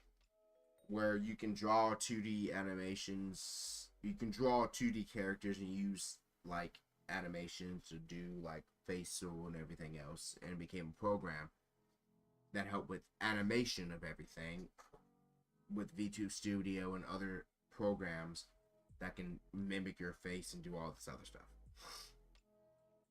There are like 3D models now for a lot of people. Most people will have, like, for example, let's look at Ballowell. She has a 2D model and she has a 3D model. It depends on what she's doing. Most of her actual face streams is most likely using her 2D model.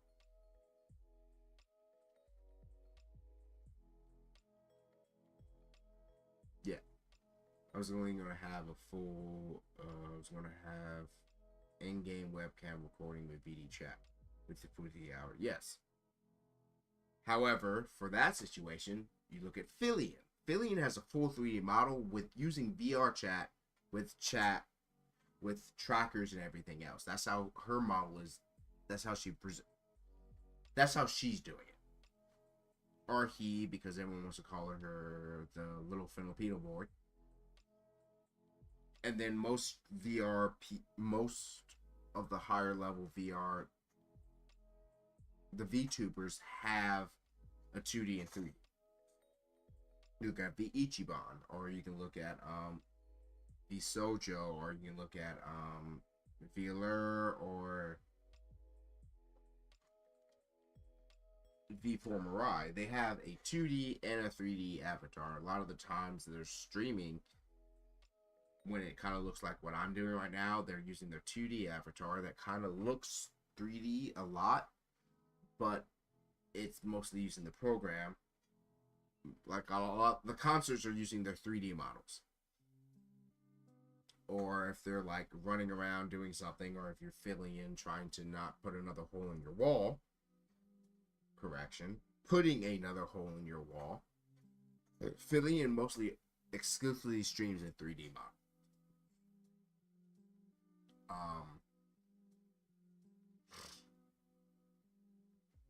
So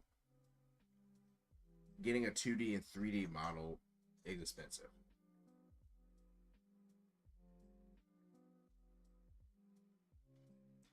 Like, I don't have a 3D model yet. I'll eventually get one, but it depends. So, like, let's just say, look at V Ichiban.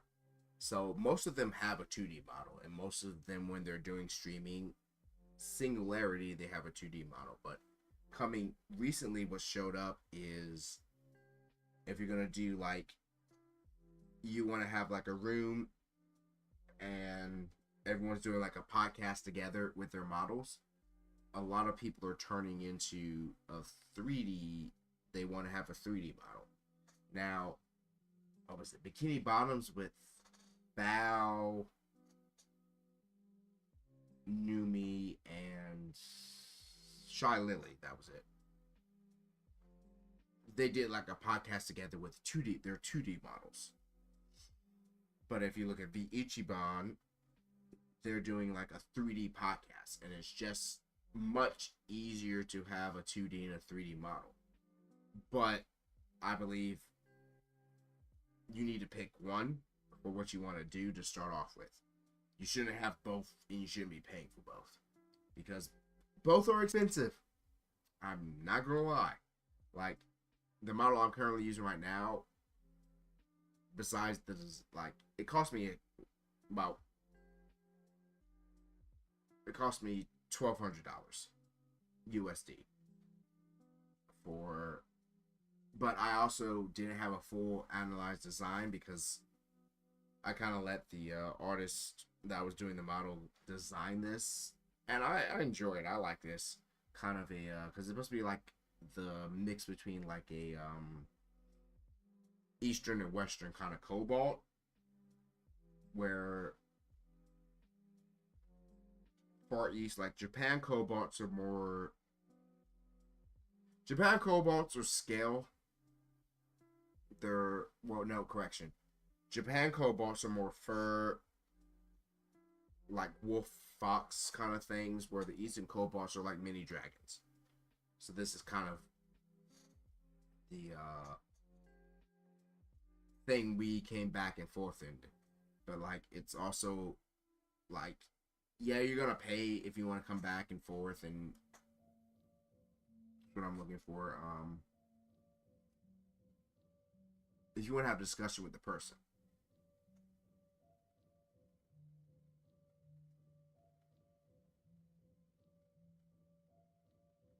Another reason I want to learn to make them myself. I can make my own money in AVIs and save my money. Saving me money, and then make other AVIs, avatars, to make money. Yes. And I'm not gonna lie, that's making your money yourself, like saving your money and doing your own stuff, perfectly fine, great. There is a huge, for VTubing right now, there's a huge community of the people trying to make money on avatars. Like, if you wanted to do, I would think you'd be better doing VR avatars and selling those.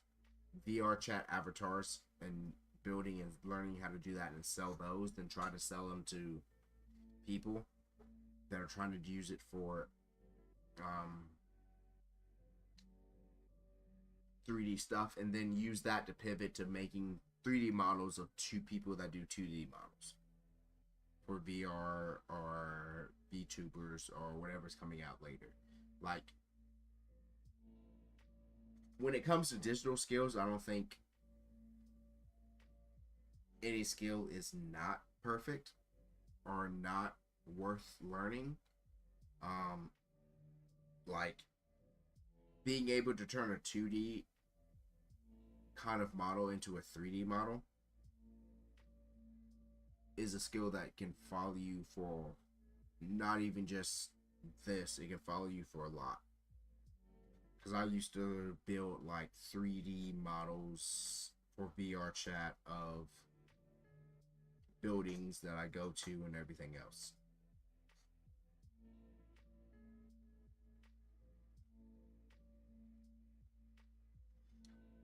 I also want to update or change things. I'm a maker, so I don't have to wait for another maker to have time. And I can keep tweaking things. I'm 100% perfectly happy and change whenever you want. That's great. My only thing about that thing is you're a maker. You're never going to be 100% happy. I'm a maker. You're always going to find nitpicks and everything else. And to that, I just say,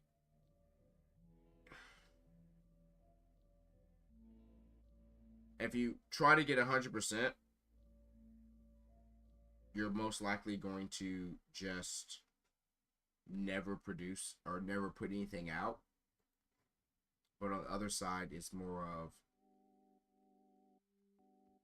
yeah.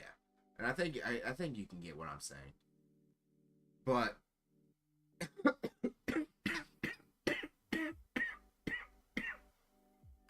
sorry about that. But yeah.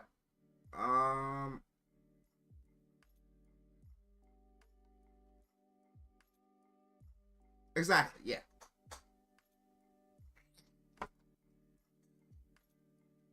Because I have to do the same thing, especially my actual job. Flaws and everything else, and I gotta fix them. But as long as you understand, like, sometimes you just gotta put something out. You can find the flaws later. It's better than putting something out that you know how to fix, and you just need a little more time to, than just not putting anything out. Sure. But, yeah, it's like 10:15 right now, 22:15. For me, I gotta go to work tomorrow early, so I'm probably gonna have to end the stream pretty soon. I'm probably gonna end it within the next few minutes. But thank you for coming and joining with me. I own all the license, so if I did blow up, I don't have to worry about people trying to shoot me. Yeah. That's one of the main things, trying to earn your own license. And that's when you're even selling it, you need to make sure that, for example, like my current model, it was more expensive, but I bought the entire license to my model for everything for my model, and that's where it gets holder. So you, if anyone is asking you, you need to. They're like, well, whatever. Like, he's like, hey, you get the complete commercial license and complete design. You have to. These are the license you're getting to do stuff with.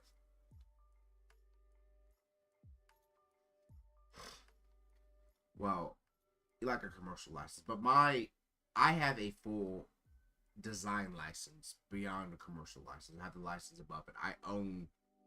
This is my trademark for my model when I bought it. I really don't have to talk to people and explain who built it or anything else because I bought the full license, but the person owning who built the model really can't use it to promote themselves either, because that's kind of what I bought. But I'm not a butt, so, and I keep contact with them a lot, so I'm just not gonna, like, I'm still gonna give them the props and everything else and anything else, but like, licensing is probably the biggest thing that I've seen a lot of artists fail to do correctly, or builders or digital, and that happens a lot. And it's not just the artist side, it's like the VTuber side, or people that are buying from the artist just don't understand how licensing work. I mean, the only reason I really know a lot of it is because I had to do a lot of DJing license. I was a music producer in the past, so I had to do like music producing license. I DJ'd with songs that had full licenses, and I had to do that, especially online. I had to go through all those licensing processes. But understanding what license you can give, what license you have, and what everything else. But a lot of the stuff that I do buy, I pay extra just to have complete control over it, where I don't have to give credit because it's a whole entity of my own. But most of the time I just do give credit because I'm not a butt. And a lot of people that I buy the full everything from are people that I trust and care about, or we have a build-it partner relationship for a long time, where I will, it feels like a douche move to not call them, not give them props, or not give them, it kind of feels like a douche move to not promote them, because at that point we're friends. By the time where I'm buying the entire thing, so I normally just still promote them with on my side to give them more business and everything else. But that's just kind of how I look at it. Other people will say other things, but yeah, well, I thank you for joining me and watching the game. I'll definitely look at the I already have it saved. I'll look at that later. To figure out what it's supposed to look like. I think I know what it's going to look like, but I want to see someone who actually knows what they're doing do it. But like I said before, on Friday. My Friday, and I stated this. Do I still have that open? I don't think I do. Oh wait, yeah I do. So probably about my time 2000 on my Friday in Japan, because I live in JST time, would be about 7 in the morning EST. It's probably the next time I'm going to stream. I haven't decided what I wanted to do. But I'm going to start the stream around that time frame of 2000 to 2030. 8 p.m. to 8:30 p.m. So I would love to have you back. I'll figure something out. And I'll have to... I'm still working on getting my X and my new schedule and everything else. Because rebranding takes about 3K. And that's kind of what I'm going through. I already spent like 1.2K.